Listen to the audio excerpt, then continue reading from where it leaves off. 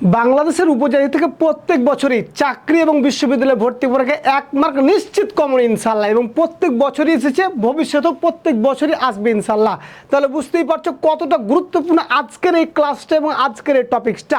এবং আজকের যে ক্লাস নিব, এই ক্লাস করলে বাংলাদেশের উপজাতি থেকে আর জীবনে কোনোদিন তোমাদের কোনো প্রশ্ন ভুল হবে না।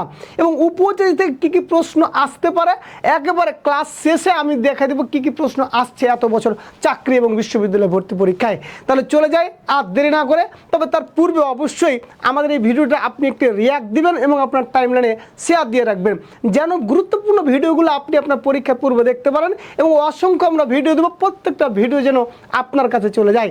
তাহলে আমরা চলে যাই, প্রথমে বলছি উপজাতি। বাংলাদেশের উপজাতি, আসলে উপজাতি কাদেরকে আমরা বলি বলেন তো? উপজাতি বলতে বোঝাচ্ছে ক্ষুদ্র নিগোষ্ঠী যারা, তাদেরকে বলছি আমরা কি বলছি? উপজাতি। কি বললাম আমরা? উপজাতি। আর বাংলাদেশের এই উপজাতির কথাটা বাংলাদেশ সংবিধানের 23-এর ক নম্বর অনুচ্ছেদে বলা হয়েছে। প্রশ্ন করা হয় যে সংবিধানে কত নম্বর অনুচ্ছেদে উপজাতির কথা বলা হয়েছে? কত নম্বর বলতেছি আমরা? 23-এর ক নম্বর অনুচ্ছেদে। এটা আমাদের জন্য মোস্ট গুরুত্বপূর্ণ প্রশ্ন। বাংলাদেশে বর্তমানে মোট উপজাতি সংখ্যা রয়েছে 50টি। কয়টি বললাম? 50টি। এইটা আমাদের জন্য খুবই খুবই গুরুত্বপূর্ণ যে বাংলাদেশে বর্তমানে মোট উপজাতির সংখ্যা কতটি। বাংলাদেশে বর্তমানে মোট উপজাতির সংখ্যা হচ্ছে 50টি। কয়টি বললাম প্রিয় শিক্ষার্থী? 50টি। মানে আজকে আমরা যে ক্লাস করব, ক্লাস করার পরে এই উপজাতি থেকে কী কী প্রশ্ন আসছে তোমরা দেখে নিতে পারবা। এই যে একেবারে তোমাদের জন্য একেবারে আমি স্লাইড আকারে কিন্তু করে রাখছি যে উপজাতি থেকে কী কী প্রশ্ন আসছে বিভিন্ন সময়। তাহলে বুঝতে পারছো কত সুন্দর হতে যাচ্ছে আজকের ক্লাসটা আমাদের জন্য। আমরা বলতেছি তারপরে যে বাংলাদেশে বর্তমানে মোট উপজাতি কয়টা? 50টা। এই 50টা উপজাতির আবার ভাষা রয়েছে 32টা। তাহলে যদি প্রশ্ন করে বাংলাদেশে বর্তমানে 50টি উপজাতির মধ্যে এদের ভাষার সংখ্যা কতটি? 32টি। এই 50টি যে উপজাতি রয়েছে, এই 50টা উপজাতির আবার আমরা বলছি কি তারা সবচেয়ে বেশি কোন উপজাতি রয়েছে, বা সবচেয়ে এথনিক বা বড় সম্প্রদায় কোনটি? সবচেয়ে বড় বেশি রয়েছে কোনটি? চাকমা। কোনটি বলছি? চাকমা। এটাও কিন্তু আমাদের জন্য মোস্ট গুরুত্বপূর্ণ। তাহলে আমরা বলছি বাংলাদেশে বর্তমানে মোট উপজাতি কয়টা? 50টা। তারপর বললাম কি এই 50টি উপজাতির ভাষা কয়টি? 32টি। তারপর বলছি সবচেয়ে বড় উপজাতির সংখ্যার দিক দিয়ে কোনটা? চাকমা। সবচেয়ে বড় এথনিক গোষ্ঠী কোনটা? চাকমা। এই যে আপনারা বলছি দ্বিতীয় সংখ্যাগরিষ্ঠ হচ্ছে মারমা, তৃতীয় হচ্ছে ত্রিপুরা এবং চতুর্থ হচ্ছে সাঁওতাল। এই তিনটা আমাদের আসবে না। আসবে কোনটা? সবচেয়ে বড় কোনটি? সবচেয়ে বড় কোনটি? সবচেয়ে বড় হচ্ছে চাকমা। তারপর আমরা বলতেছি বাংলাদেশের যে আমরা বলতেছি মাতৃতান্ত্রিক উপজাতি রয়েছে 2টি। কয়টি বলছি? 2টি। একটা হচ্ছে গারো আর একটা হচ্ছে কি খাসিয়া। এটা মনে রাখার জন্য আমি বলি শিক্ষার্থীদেরকে সবসময় এটা মনে রাখবা তোমরা। একটা হচ্ছে গরু আর একটা হচ্ছে কি খাসি। গরু ও খাসি, এক কথা গরু ও খাসি বাদ দিয়ে বাকি সবগুলো হচ্ছে কি বলেন তো? পিতৃতান্ত্রিক। তাহলে গরু দিয়ে হচ্ছে আমরা বলছি গারো, আর খাসি দিয়ে হচ্ছে কি? খাসিয়া। এই 2টা বাদ দিয়ে বাকি সবগুলো হচ্ছে কি বলতো? বাকি সবগুলো হচ্ছে আমরা বলছি পিতৃতান্ত্রিক। মোস্ট গুরুত্বপূর্ণ প্রশ্ন যে বাংলাদেশের আমরা বলেছি যে কয়টি মাতৃতান্ত্রিক? 2টি। পিতৃতান্ত্রিক কয়টি? 48টি। মাতৃতান্ত্রিক 2টা কি কি? একটা হচ্ছে গারো আর একটা হচ্ছে কি? খাসিয়া। একটা হচ্ছে কি? গারো আর একটা হচ্ছে কি বললাম? খাসিয়া। তারপর আমরা বলতেছি যে বাংলাদেশে কিছু আমরা জানি যে নাগা, রোহিঙ্গা। আমরা এখন কথা হতে পারি যে ভাইয়া রোহিঙ্গা তো বাংলাদেশে বসবাস করে, তারাও তো বাংলাদেশের উপজাতি, কিন্তু না।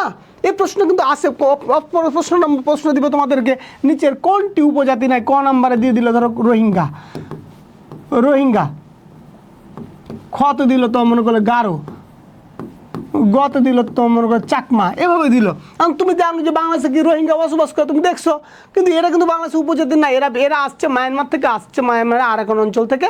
আমরা তারা সাময়িক সময়ের জন্য আসছে। আমাদের দেশের পরিস্থিতি ঠিক হলে কোনো সময় আমরা কি তাদেরকে তাড়াই দিব। কিন্তু আমরা কি চাকমা, গারো, মারমা এদেরকে কি আমরা তাড়াইতে পারবো বা পাঠাতে দিতে পারবো? না, এদেরকে কিন্তু আমরা পাঠাতে পারি। তারা কিন্তু বাংলাদেশের উপজাতি, তাদেরকে বাংলাদেশের সংবিধানের স্বীকৃতি দেওয়া হয়েছে কিন্তু। আর এই রোহিঙ্গারা কি বাংলাদেশের কি উপজাতি নয়। তারপর আমরা বলছি রাখাইনরা কোথা থেকে আসছে বলতেছি? তারা মিয়ানমারের আরাকান অঞ্চল থেকে আসছে। কথা বললাম তারা মিয়ানমারের আরাকান থেকে এসেছে। তারপর আমরা বলতেছি মিয়ানমারের আরাকান রাজ্যের বর্তমান নাম কি বলতো? রাখাইন রাজ্য। কি রাজ্য বললাম? রাখাইন রাজ্য। খাসিয়া যে গ্রামগুলি রয়েছে এই গ্রামগুলি পুঞ্জি নামে পরিচিত। কি নামে পরিচিত? পুঞ্জি নামে পরিচিত। তারপর আমরা বলতেছি খাগড়াছড়ি আদিবাসীদের রাজা পরিচিত বোমাং রাজা নামে। কি রাজা বললাম? বোমাং রাজা নামে তারা পরিচিত। তারপরে বলতে ত্রিপুরার মেয়েদের জাতীয় একটা পোশাক রয়েছে, সেটা হচ্ছে রিনা ও রিসাই। কি বললাম? রিনা ও রিসাই। তারপরে মগ একটা উপজাতি রয়েছে। মগরা কোথায় বসবাস করে? মগরা বসবাস করে বান্দরবানে। কোথায়? বান্দরবানে। আর মগরা মঙ্গোলীয় জাতির অন্তর্ভুক্ত। কোন জাতি? মঙ্গোলীয় জাতির অন্তর্ভুক্ত। তারপর আমরা বলতেছি আমরা বললাম যে আমাদের যে উপজাতি রয়েছে, এই উপজাতি থেকে আমাদের মাথা রাখতে হবে, আমরা কিন্তু অলরেডি কিন্তু কি বললাম যে আমাদের উপজাতি কয়টি? 50টি। এদের ভাষা কয়টি? 32টি। অলরেডি কিন্তু পড়ে ফেলছি আমরা। তারপরে বলছি মগদের আদি নিবাস ছিল কোথায়? মায়ানমারে। তারপর আমরা বলতেছি মগ উপজাতিদের আমরা বলছি সমতল ভূমিতে যারা কত বসবাস করে তাদের বলা হয় কি? রাখাইন। আর যারা আমরা বলছি পাহাড়ি অঞ্চলে বসবাস করে তাদের কি বলছি আমরা? মারমা। আমাদের এটা গুরুত্বপূর্ণ। আমাদের বলছে মোয়ালি কি? সুন্দরবনে যারা মধু সংগ্রহ করে তাদের বলছি আমরা কি? মোয়ালি। আর বাওয়ালি কাদের বলি? বাওয়ালি হচ্ছে সুন্দরবনে গোলপাতা যারা সংগ্রহ করে তাদেরকে বলতেছি আমরা কি? বাওয়ালি। তাদেরকে কি বললাম আমরা? বাওয়ালি। এখন আমাদের মধ্যে সবচাইতে গুরুত্বপূর্ণ এই প্রশ্নটা আসবেই বিভিন্ন চাকরি এবং বিশ্ববিদ্যালয়ে ভর্তি পরীক্ষায়। প্রশ্ন হচ্ছে কি যে বাংলাদেশের আমরা বলছি কি যে ইসলাম ধর্মাবলম্বী উপজাতি কোনটি? এই প্রশ্নটা তোমাদের জন্য 1000% গুরুত্বপূর্ণ, মানে এই প্রশ্নটা থেকে আসবেই। তাহলে বুঝতে পারছো বাংলাদেশের মুসলিম উপজাতি কোনটি বলছি? পাঙ্গন। আমরা বলেছি বাংলাদেশের সবচাইতে মানে সংখ্যার দিক দিয়ে বৃহত্তম উপজাতির নাম হচ্ছে চাকমা। কি নাম বললাম? চাকমা। আর এই চাকমাদের ধর্ম হচ্ছে তারা বৌদ্ধ ধর্মাবলম্বী। কোন ধর্মাবলম্বী বললাম? বৌদ্ধ। আর এই বৌদ্ধদের আবার আমরা বলতেছি তাদের একটা ধর্মগ্রন্থ রয়েছে, সেটার নাম আমরা কি বলছি? তার নাম হচ্ছে ত্রিপিটক। তাহলে বৌদ্ধদের প্রধান ধর্মগ্রন্থের নাম কি বলছি? ত্রিপিটক। এই উপজাতি রয়েছে যারা, উপজাতিদের একটা আবার কালচারাল একাডেমি রয়েছে। তাদের কালচারাল একাডেমিটা হচ্ছে নেত্রকোনার বীরশ্রীতে অবস্থিত। কথা বললাম নেত্রকোনার বীরশ্রীতে অবস্থিত। তাহলে আমরা বলতেছি যে চাকমাদের আমরা বলতেছি প্রধান ধর্মগ্রন্থের নাম কি বললাম? ত্রিপিটক। উপজাতিদের কালচারাল একাডেমিটা কোথায় অবস্থিত? নেত্রকোনার বীরশ্রীতে। তাহলে বুঝতেই পারছো প্রিয় শিক্ষার্থী, আমরা বলছি উপজাতি বাংলাদেশে বর্তমানে 50টি উপজাতি রয়েছে। এদের ভাষা কয়টা? 32টা। এর উপজাতির কথা সংবিধানের কত নম্বর অনুচ্ছেদে বলা হয়েছে? 23-এর ক নম্বর। এই আমরা বলছি 50টা উপজাতির ভাষা কয়টা? 32টা। এর মধ্যে ইসলাম ধর্মাবলম্বী কোনটা? পাঙ্গন। তারপর বলছি 50টি উপজাতির মধ্যে সংখ্যা বৃহত্তম কোনটা? চাকমা। চাকমাদের প্রধান ধর্মগ্রন্থের নাম কি? ত্রিপিটক। তারপরে যদি প্রশ্ন করা হয় যে এই 50টি উপজাতির মধ্যে পিতৃতান্ত্রিক কয়টি? 48টি। মাতৃতান্ত্রিক কয়টি? 2টি। কি কি? একটা গরু আর একটা খাসি। গরু দিয়ে আমরা কি বলেছি? গারো। খাসি দিয়ে কি বলেছি? খাসিয়া। একেবারে শেষ। আর কোনো উপজাতি থেকে কোনো প্রশ্ন নেই, এখান থেকে আর আসবে না। এ কয়টাই। তাহলে উপজাতি থেকে আসছে কিনা প্রশ্ন, এগুলো আমরা একটু চেক করে নিই যে উপজাতি কীভাবে কী কী প্রশ্ন আসছে। দেখো বাংলাদেশের কোন উপজাতির সংখ্যা সবচেয়ে বেশি? জাহাঙ্গীরনগর বিশ্ববিদ্যালয়ে কিন্তু এবছর প্রশ্ন আসছে যে বাংলাদেশের কোন উপজাতির সবচেয়ে বেশি সংখ্যা বেশি। বাংলাদেশের কোন উপজাতি বলো তো? আমরা বললাম কিন্তু একটু আগে চাকমার সবচেয়ে বেশি সংখ্যা। কার বললাম? চাকমা। কার বললাম আমরা বলো তো? চাকমার। তারপর আমরা বলতেছি বাংলাদেশে কোন আদিবাসীর ক্ষেত্রে সম্পত্তির অধিকারী আমরা বলছি কি? নীতিমাতৃসূত্রীয়। কোনটা বলো তো? আমরা বলেছি গারো আর খাসিয়া, বাকি সবগুলো হচ্ছে কি? পিতৃতান্ত্রিক। তাহলে মাতৃতান্ত্রিক গারোকে খুঁজি। গারো আছে, এই যে গারো পেয়ে গেছি, সঠিক উত্তর পেয়ে গেছি। তারপরে কি কোন উপজাতি ইসলাম ধর্মাবলম্বী? কোন উপজাতি বলো তো? আমরা বলেছি কি? পাঙ্গন। পাঙ্গন হচ্ছে 50টি উপজাতির মধ্যে ইসলাম ধর্মাবলম্বী কোনটা বলেছি? পাঙ্গন। তারপর আমরা চলে যাই মাতৃসূত্রীয় ব্যবস্থার উদাহরণ কোনটি? এটা হচ্ছে আমরা বলতেছি গারো আর খাসিয়া। এই প্রশ্নটা কিন্তু আমাদের আসছে কখন? এই প্রশ্নটা কিন্তু আমাদের আসছে আমরা বলতেছি আমাদের ঢাকা বিশ্ববিদ্যালয় 2018 এবং 19 সেশনে।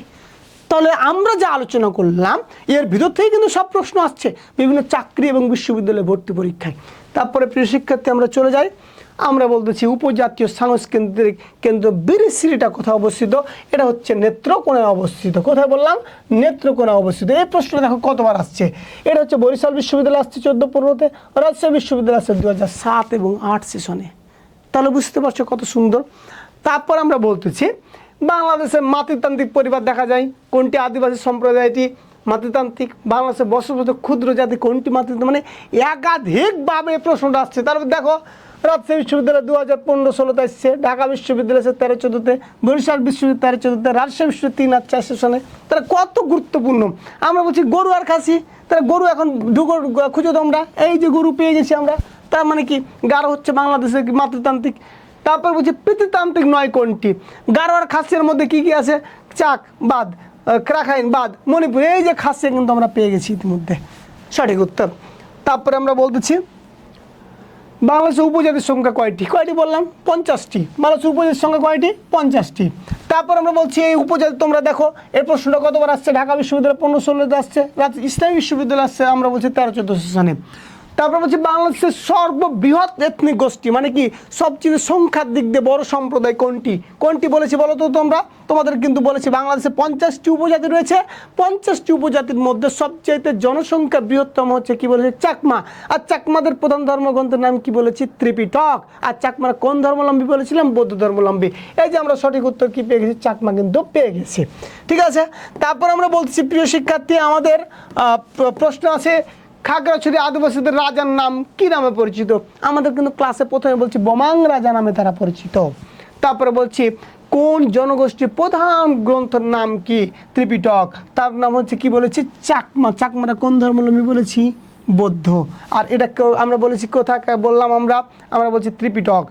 বাংলাদেশের প্রথম উপজাতি কালচার একাডেমি প্রতিষ্ঠিত হয় কোথায়, এটা হচ্ছে আমরা বলেছি নেত্রকোনার বিরিশিরিতে। কোথায় বললাম, নেত্রকোনার বিরিশিরিতে। এই হচ্ছে প্রিয় শিক্ষার্থী আমরা বলছি আরও আমাদের 3টি প্রশ্ন, মানে 15 প্রশ্ন উপজাতি থেকে আমরা নিতে পারি, যে কোন বাংলাদেশের উপজাতির পারিবারিক কাঠামো মাতৃতান্ত্রিক। এই প্রশ্নটা একাধিক স্টাইল আসছে। আমরা কি বলেছি গারো এবং খাসিয়া, তাহলে আমরা এই যে গারো নাই তাহলে খাসিয়া আছে, খাসিয়া উত্তর নিতে হবে আমাদের। তাহলে বুঝতেই পারতেছো তোমাদের জন্য কত সহজভাবে সাজিয়ে রাখছে তোমাদের শরীফুল জিকে পেজের পক্ষ থেকে। তারপর যে চাকমা উপজাতি প্রতিনিধি কোন ধর্মাবলম্বী, বৌদ্ধ। এটা হাজী দানেশ বিজ্ঞান ও প্রযুক্তি বিশ্ববিদ্যালয় 2013 এবং 14 সেশনে প্রশ্নটা আসছে। তারপর আমরা বলতেছি বাওয়ালি কারা বলেছি, আমরা বলছি সুন্দরবনে গোল পাতা সংগ্রহকারীদেরকে বলছি বাওয়ালি। আর আমরা বলছি মোয়ালি বলছি কি কাদের, যারা সুন্দরবনে মধু সংগ্রহ করে, যারা কি বলছি মধু সংগ্রহ করে তাদেরকে কি বলতেছি আমরা মোয়ালি। তাহলে বুঝতে পারছো আমাদের গুরুত্বপূর্ণ ক্লাস। তাহলে এই যে উপজাতিটা কত গুরুত্বপূর্ণ, আমরা 15টা প্রশ্ন কিন্তু তোমাদেরকে দেখিয়ে দিলাম। তাহলে বুঝতেই পারছো তোমাদের জন্য এরকমভাবে নিয়মিত আমরা ভিডিওগুলো নিয়ে আসবো। তাই এরকম নিয়মিত ভিডিও পেতে চাইলে অবশ্যই আমাদের এই যে আজকের ক্লাসটাতে অবশ্যই একটা রিয়াক্ট দিবা, এবং তোমাদের দায়িত্ব হচ্ছে আমাদের টাইমলাইনে একটা শেয়ার দেওয়া। সবাই ভালো থাকবা, সুস্থ থাকবে, ইনশাল্লাহ পরবর্তী ক্লাসে আমাদের দেখা হবে। আসসালামু আলাইকুম।